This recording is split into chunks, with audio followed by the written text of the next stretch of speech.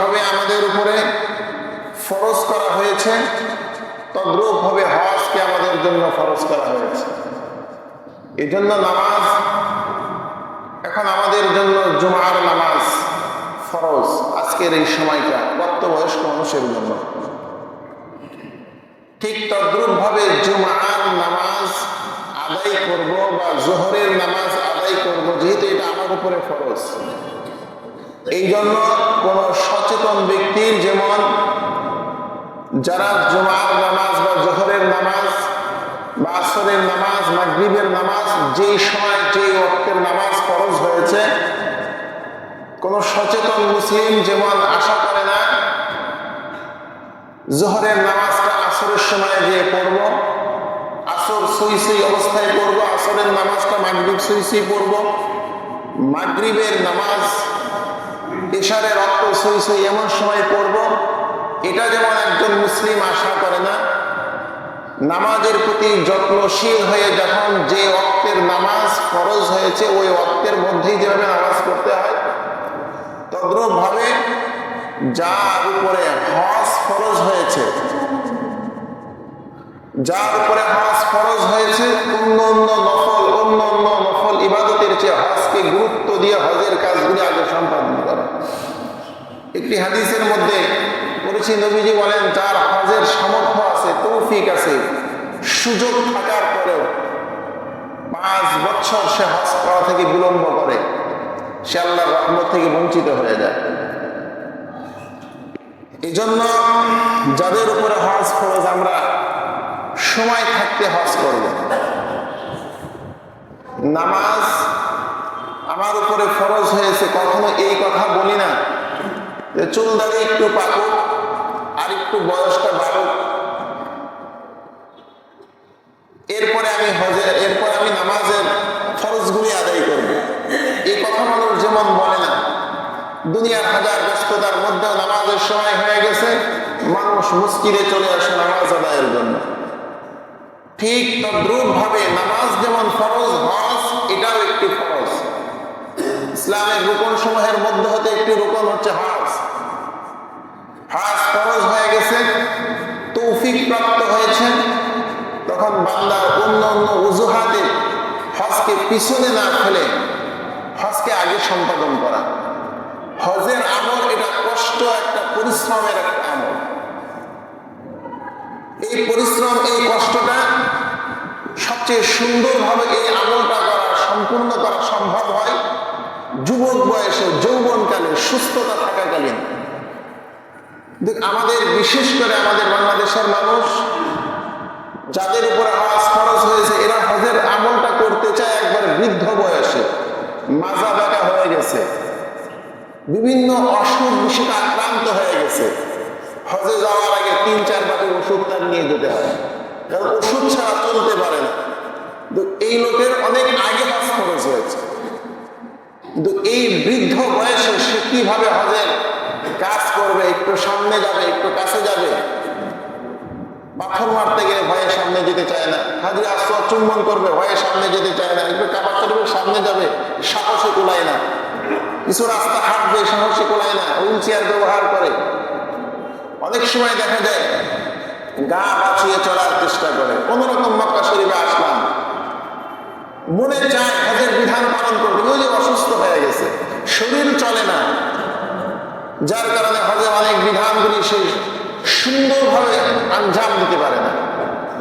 এই জন্য হজদারের উপর হজ ফরজ হয়েছে, আমাদের উচিত আমাদের যৌবনকালে হজ আদায় করা, কারণ এই সময় মানুষ পরিশ্রম করতে পারে, কষ্ট করতে পারে, দুর্বল হয়ে গেলে তখন তার জন্য আর সহজ হয় না। এই জন্য হজ যাদের উপরে ফরজ হয়েছে তাদের জন্য কিছু শর্ত দিয়ে দিয়েছেন শরিয়তে ইসলামের মধ্যে। যে শরিয়ত মানুষকে বলেছে হজ ওই সকল ব্যক্তিদের উপরে ফরজ। এক হলো মুসলমানের উপরে হজ ফরজ। কাদের উপরে? মুসলমানের উপরে। এই কারণে কোনো হিন্দু, কোনো খ্রিস্টান, ইহুদি এরা বাইতুল্লাহ যে হজ করতে পারবে না। প্রথম শর্তে এরা করে যায়। 1 নাম্বার মুসলিম হওয়া, নারী হোক পুরুষ হোক, এরা যখন প্রাপ্ত বয়স্কে উপনীত হয়ে যায়, এটা হজ ফরজ হওয়ার জন্য শর্ত। বিবেক সম্পূর্ণ হওয়া, পাগলের উপরে হজ ফরজ না। টাকা আছে, লোকটা পাগল, এর উপরে হজ ফরজ না।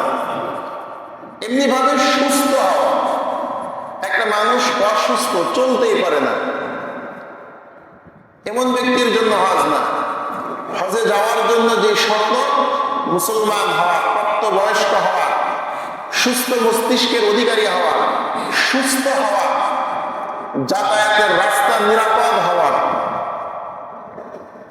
মহিলাদের জন্য আরেকটা অতিরিক্ত শর্ত হচ্ছে, মহিলারা যদি হজ পালন করতে চায়, তারা তাদের স্বামী অথবা বাবা, ভাই, মাহরাম যে সমস্ত পুরুষ আছে তাদের সাথে হজের সফর করা। হজের সফর যদি মহিলা তার মাহরাম ছাড়া করে তাহলে তার হজ হবে না। হজ হওয়ার জন্য শর্ত হচ্ছে মহিলাদের মাহরাম ব্যক্তির সঙ্গে, মাহরাম পুরুষের সঙ্গে মহিলারা হজ পালন করবে। এইগুলি হজের শর্ত। এর মধ্যে এই শর্তগুলি পাওয়া যাওয়ার পরে কোনো একজন ব্যক্তি যখন হজে যাওয়ার নিয়ত করেন, বর্তমানে বাংলাদেশ থেকে যারা হজের সফরে যায়, বিভিন্ন প্যাকেজে বিভিন্ন রেটে মানুষ যে তার সার্ভিস, তার সেবা অনুযায়ী একটা খরচের লিস্ট দেওয়া হয়। 7 লাখ, 6 লাখ, 5 লাখ, 5.5 লাখ, কিছু কম বেশি, এটা তার বিভিন্ন কোম্পানি সার্ভিসের উপরে ডিপেন্ড করে। মনে করে নেন হজের সফরে যাওয়ার জন্য 5 লক্ষ টাকা প্রয়োজন, আপনার কাছে 5 লক্ষ টাকা আছে, আপনার পরিবার, আপনার বিবি, ছেলে, সন্তান, বাবা মা, এই যে ফ্যামিলি আপনার আছে, এই 1 মাস, 1.5 মাস বা 2 মাসের একটা লম্বা সফর, এই পরিবারের ভরণ পোষণের জন্য যেই পরিমাণ অর্থ দরকার, স্বাভাবিকভাবে যদি একটু ভালোভাবেও চলে, আমার মনে হয় না যে এই 2 মাসে 2 লাখ টাকা লাগবে। মধ্যবিত্ত একটা ফ্যামিলি অন্তত 20-30 হাজার টাকা হলে একটা ফ্যামিলি সুন্দর চলতে পারে। খুব ভালোভাবেও যদি চলতে যায়, যারা খরচ বেশি করে, খরচের মাত্রা যারা অনেক বেশি, যদি তাদের মাসিক পরিবারের খরচ 80,000, 90,000, 1 লাখ টাকায় ধরেন, 2 মাসে যদি 2 লাখ টাকায় তার খরচ হয়, এর বেশি তো খরচ হবে না। খুব শান শৌকতে চললেও 2 লাখ টাকার উপরে খরচ হওয়ার কথা না। এমনি ভাবে হজের সফরে 5 লাখ পরিবারের ভরণ পোষণের জন্য যার যে পরিবারে যে পরিমাণ খরচ হয়, 20,000, 30,000, 50,000, 80,000, 1 লাখ, 1.5 লাখ, আমি একটা ধারণা দিয়ে বললাম আপনাদেরকে। সকলেই জানি আমার ফ্যামিলির জন্য প্রতি মাসে কেমন খরচ হয়। এই অনুযায়ী 2 মাসে আমার পরিবারের জন্য কত টাকা দরকার, কত টাকা পরিবারকে দেওয়ার পরে এই 5 লাখ টাকা, 6 লাখ টাকা, যত টাকা আমার হজে যাওয়ার জন্য লাগে, মনে করেন 5 লাখ, 6 লাখ, 7 লাখ, এই পরিমাণ টাকা যার আছে তার জন্য আল্লাহ পাক হজ ফরজ করেছেন। অনেকের কাছে ক্যাশ টাকা নেই, কিন্তু অনেক জমির মালিক। বর্তমানে শহরের মধ্যে 1 শতক জায়গার অনেক দাম।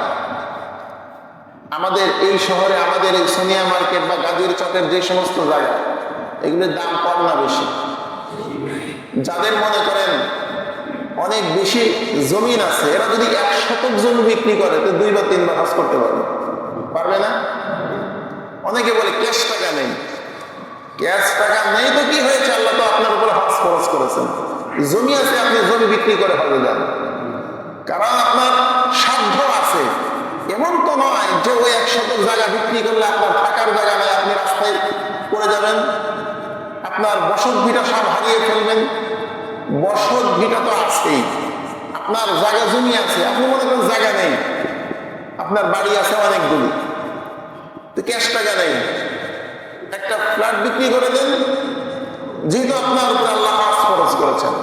ওয়ালিল্লাহি আলান নাস হিজ্জুল বাইতি মান ইসতাতাআ ইলাইহি সাবিলা। আল্লাহ পাক রব্বুল আলামিন বলেন, হজ ফরজ হওয়ার পরেও যারা বিভিন্ন অজুহাত দেখায়, বিভিন্ন বাহানা দিয়ে হজ করতে চায় না, এই ফরজ বিধান থেকে পিছে থাকে, হজ আদায় করতে চায় না। ওমান কাফারা ফাইন্নাল্লাহা গানিয়্যুন আনিল আলামিন। তোমার মতো বান্দা যদি আমার ঘরে না আসে, আমি আল্লাহর কোনো ক্ষতি হবে না। আমার ঘরে হজ করার জন্য কোটি কোটি মানুষ বসে আছে, অপেক্ষা করতেছে, আসার জন্য পাগল হয়ে আছে। ইয়াতুনা রিজালান ওয়া আলা কুল্লি দামিরি ইয়াতিনা মিন কুল্লি ফাজ্জিন আমিক। এই ঘরের হজে আসার জন্য, এই ঘরের তওয়াফে আসার জন্য আল্লাহর বান্দারা ঘোড়ায় সওয়ার হয়ে আসছে, বিমানে সওয়ার হয়ে আসছে, পায়ে হেঁটে আসতেছে, নৌযানে আসতেছে। তাদের হজের যে যানবাহনগুলি এগুলি দুর্বল হয়ে যাচ্ছে। এত পরিমাণ মানুষ আল্লাহর ঘর হজের জন্য রওনা দিয়েছে।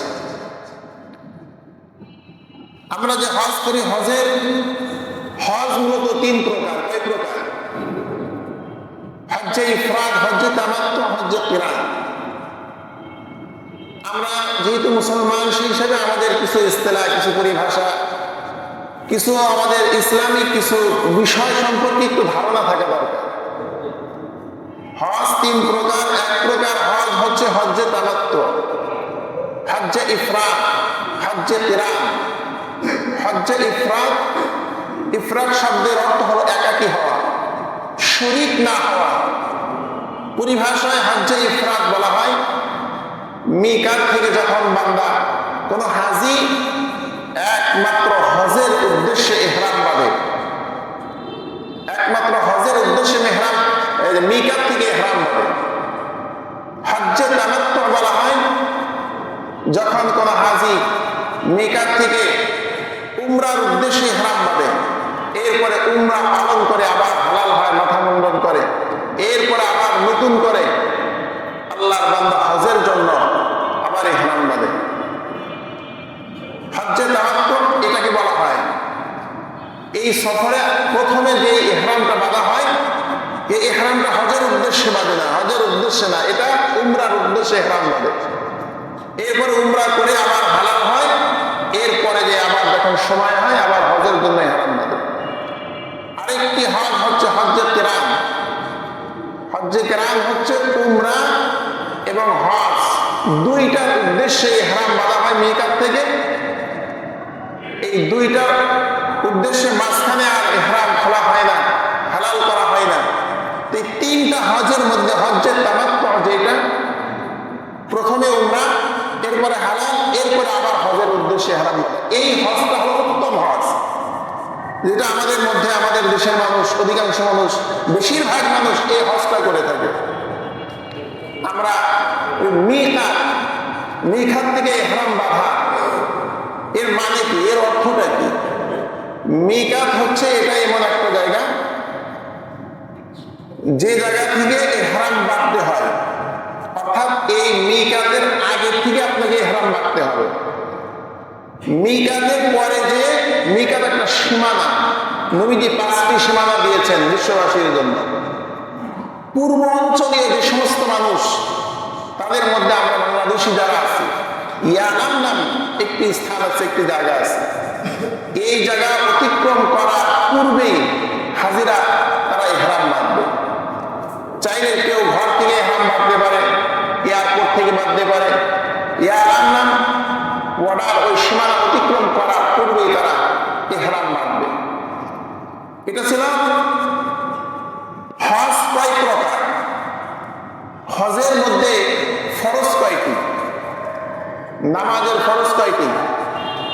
নামাজের ভিতরে বাহিরে মোট 13টি ফরজ। এই যে আমরা শুনি বা পড়ি বা জানি, হজের অত কিছু ফরজ আছে নাকি নাই? হজের মধ্যে 3টি ফরজ। কয়টি ফরজ? সকলে বলেন কয়টি ফরজ? হজে যাওয়ার নিয়ত আছে আমাদের, এটা আমরা মুখস্থ করি। হজের মধ্যে 3টি ফরজ। একটি ফরজ হচ্ছে ইহরাম বাঁধা, ইহরাম বাঁধবে। দ্বিতীয় আরেকটি ফরজ হচ্ছে আরাফার ময়দানে, 9 জিলহজ আরাফার ময়দানে অবস্থান করতে হবে, এটা ফরজ হাজিদের জন্য। 10 জিলহজ তাওয়াফ করবে, এটা হজের ফরজ। 3টা ফরজ চলে গেল। হজের মধ্যে ওয়াজিব আছে 5টি। কয়টি? সকলে বলেন কয়টি? মুজদালিফায় অবস্থান করতে হবে, এটা হাজিদের জন্য ওয়াজিব। সাফা মারওয়া এটা সাই করতে হবে, এটা হাজিদের জন্য ওয়াজিব। শয়তানের প্রতীককে লক্ষ্য করে কঙ্কর নিক্ষেপ করতে হয়, এটা হাজিদের জন্য ওয়াজিব। মাথা মুন্ডন করতে হবে, এরপরে শেষে তোয়াফ করতে হবে, বিদায়ের পূর্বে তোয়াফ করতে হবে, এটাও হাজিদের জন্য ওয়াজিব। হজের মধ্যে ফরজগুলো কয়টি? 3টি। ওয়াজিবগুলো কয়টি? 5টি। ইন্নাস সাফা ওয়াল মারওয়াতা মিন শাআইরিল্লাহ। সাফা এবং মারওয়া এই দুটি আল্লাহ পাকের নিদর্শনের মধ্য হতে একটি নিদর্শন। এই হজের সফরে আল্লাহ পাক অনেক নিদর্শন রেখেছেন।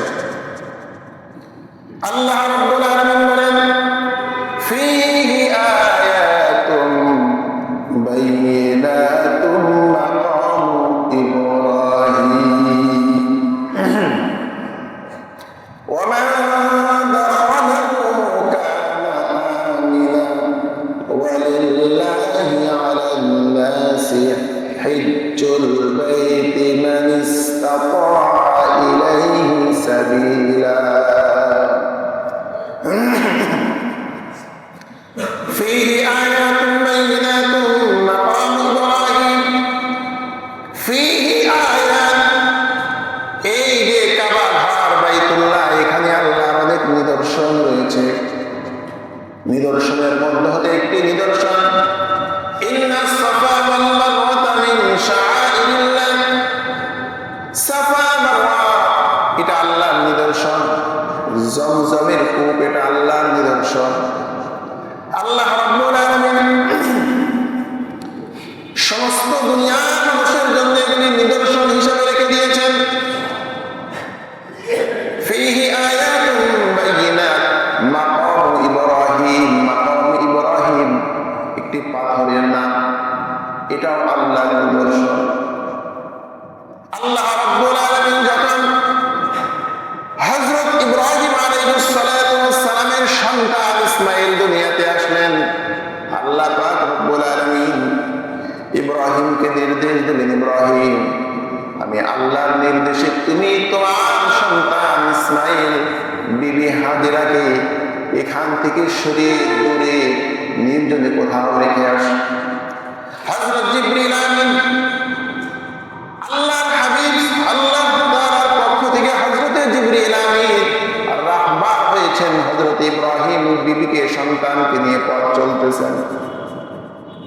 বর্তমানে যেখানে বাইতুল্লাহ, মক্কা নগরী বাইতুল্লাহ, এখানে আসার পরে নীরব নিস্তব্ধ মরুভূমি, কোনো মানুষ নাই, গাছপালা নাই, ঘর বাড়ি নেই।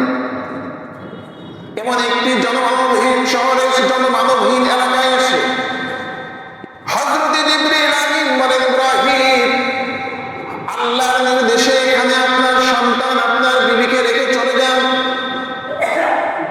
হযরত ইব্রাহিম আলাইহিস সালাতু ওয়াস সালাম সন্তানকে রেখে বিবিকে রেখে চলে যান।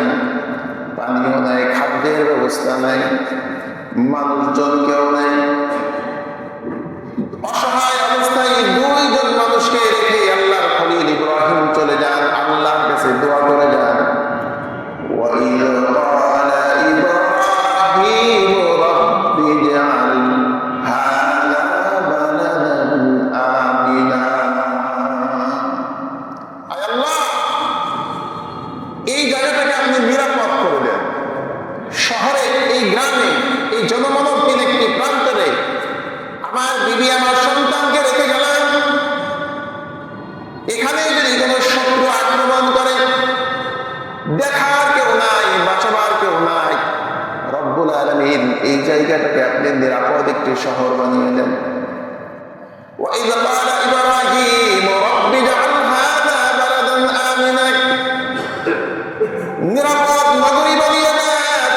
وَارْزُقْ أَهْلَهُ مِنَ الثَّمَرَاتِ। وَارْزُقْ أَهْلَهُ مِنَ الثَّمَرَاتِ। এখানে আহার যারা থাকবে, এই জায়গার মানুষের জন্য আপনি ফলের মাধ্যমে রিজিকের ফয়সালা করে দেন। আল্লাহ পাক রব্বুল আলামিন ইব্রাহিমের দোয়া মঞ্জুর করে নিলেন।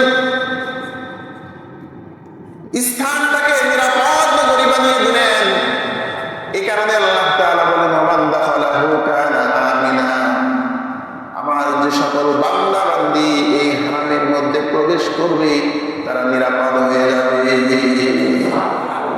এই জন্য কোন হাজি জামাত ইহরাম বাঁধে হারামের মধ্যে প্রবেশ করে, একটা মশা মাছি মারা পর্যন্ত তাদের জন্য হারাম হয়ে যায়। এই এরিয়ার মধ্যে একটা মশা নিরাপদ, একটা মাছিও নিরাপদ, ছোট্ট একটা পিপিলিকা এটাও নিরাপদ হয়ে যায়। আল্লাহ বলেন শুধু মানুষ না, আমার যত ক্ষুদ্র ক্ষুদ্র প্রাণী রয়েছে এরাও যদি এখানে প্রবেশ করে আমি আল্লাহ এদের নিরাপত্তার ব্যবস্থা করে দিয়েছি। যার কারণে হজের সফরে হারাম বাঁধা অবস্থায় কোন একটা মানুষ কোন প্রাণীর উপর আঘাত করতে পারবে না, মানুষের উপর আঘাত করতে পারবে না। একজন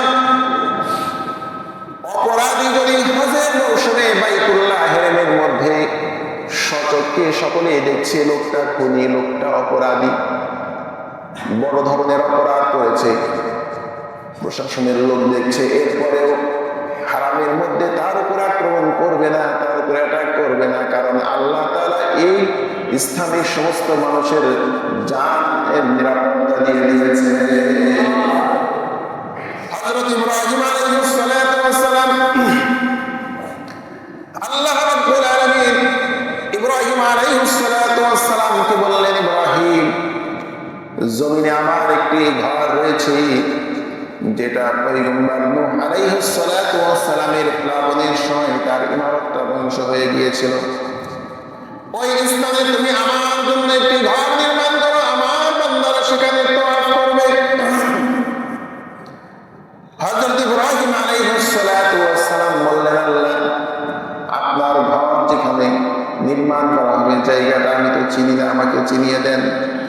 وَإِذْ بَوَّأْنَا لِإِبْرَاهِيمَ مَكَانَ الْبَيْتِ أَلَّا تُشْرِكْ بِي شَيْئًا وَطَهِّرْ بَيْتِيَ لِلطَّائِفِينَ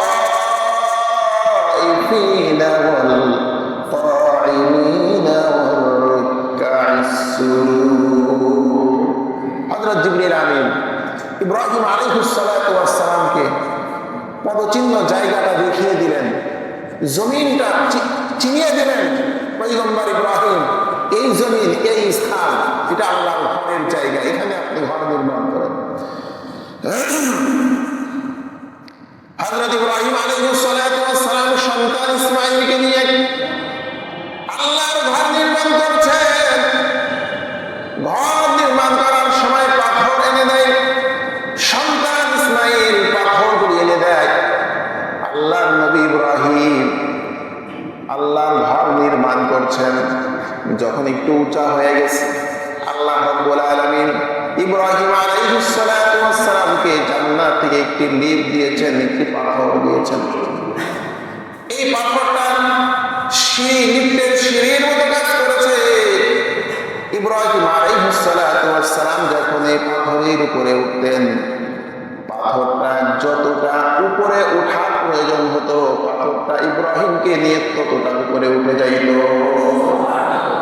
আবার প্রয়োজন হলে পাথর নিচে নেমে যাইত। পাথর আল্লাহর কাছে ফরিয়াদ করে, আল্লাহ তোমার বন্ধু খলিল তোমার ঘর নির্মাণ করছে, আল্লাহ তোমার বন্ধু তোমার কাছে কত দামি। রব্বুল আলামিন আমার দেহটা তো অনেক শক্ত, আল্লাহ আমার উপরে ভর করে তোমার নবী তোমার ঘর নির্মাণ করে। রব্বুল আলামিন তোমার কাছে আমার একটি ফরিয়াদ আরজি রয়েছে, রব্বুল আলামিন আমাকে একটু অনুমতি দাও, আমি একটু নরম হতে পারি। আমি চাই আমার দেহের মধ্যে তোমার পয়গম্বরের পদচিহ্নটা যেন একটু লেগে যায়। আল্লাহ তাআলা পাথরকে নরম করে দিলেন। আল্লাহর খলিল ইব্রাহিম পাথরের উপরে দাঁড়িয়ে কাজ করেছেন। পাথরের উপরে আল্লাহর খলিল ইব্রাহিমের পদচিহ্ন, পায়ের ছাপ লেগে গেছে। আল্লাহ তাআলা বলেন, ফীহি আয়াতুন বাইয়িনাতুন মাকাম ইব্রাহিম।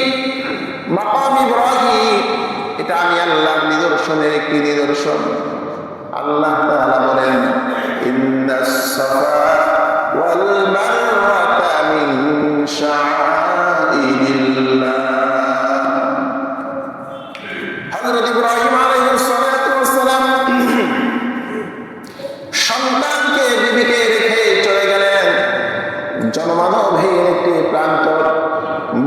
নির্ভয় জমিন, কোথাও পানি নাই, খাদ্যের ব্যবস্থা নেই। সন্তান পানির তৃষ্ণায় ছটফট করছে। মা হাজেরা সন্তানের মুখে একটু পানি তুলে দেওয়ার জন্য চতুর্দিকে দৌড়াদৌড়ি করছে। একবার সাফা পাহাড়ের দিকে দৌড়ান, দেখে সাফা পাহাড়ের মধ্যে কোনো পানির সন্ধান পাওয়া যায় কিনা। সাফার দিকে দৌড়ায়, পানি না পেয়ে মা হাজেরা নিরাশ হয়ে যায়। আবার মনে মনে চিন্তা করে দেখি মারওয়া পাহাড়ের দিকে একটু যায়, সেখানে পানির সন্ধান বের হলো। আবার মারওয়া পাহাড়ের দিকে দৌড়ায়, আবার সন্তানের কাছে আসে। আবার সাফার দিকে দৌড়ায়, মারওয়ার দিকে দৌড়ায়।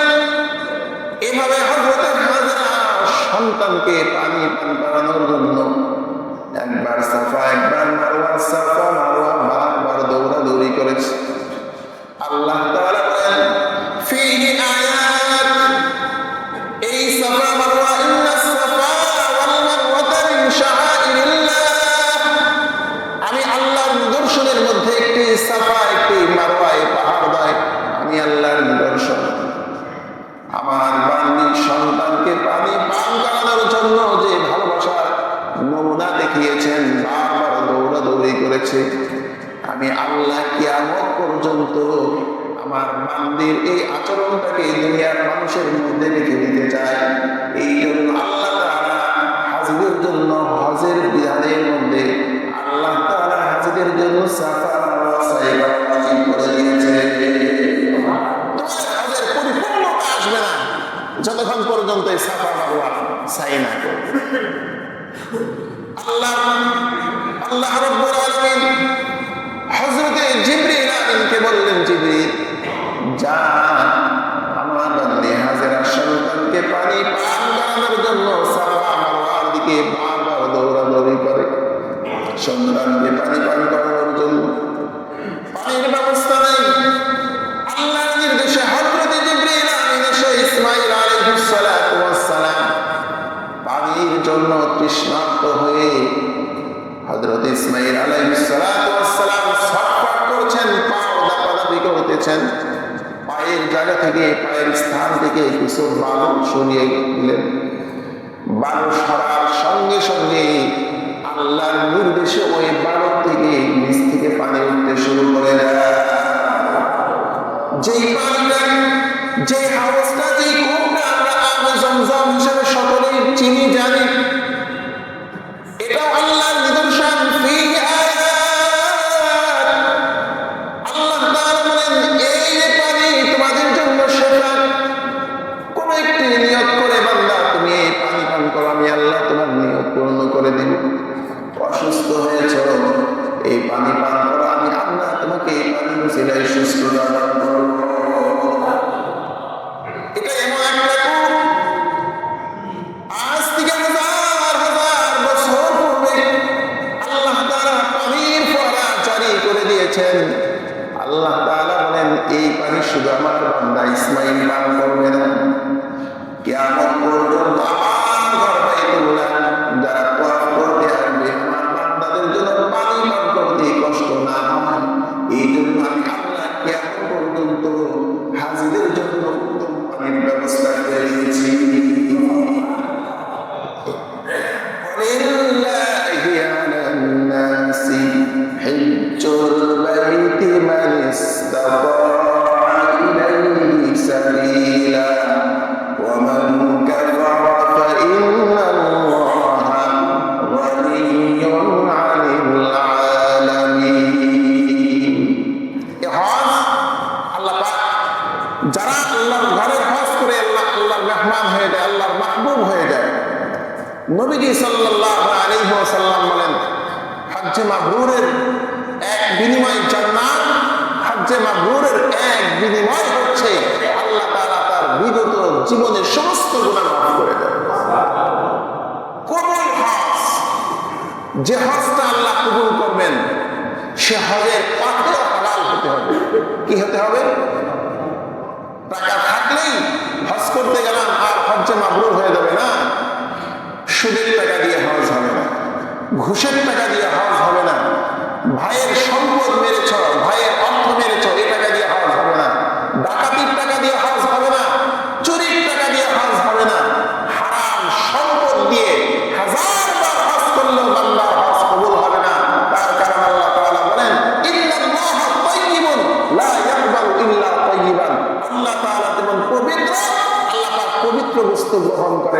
আপনি সারা জীবন হারাম অর্থ উপার্জন করবেন, 1000 বার হজ করবেন, একটি হজ আল্লাহ কবুল করবেন না। আর কষ্ট করে হালাল সম্পদ দিয়ে আপনি একবার হজ করবেন, আল্লাহ পাক আপনার হজকে কবুল করে দেবেন, হজে মাবরুর হিসেবে কবুল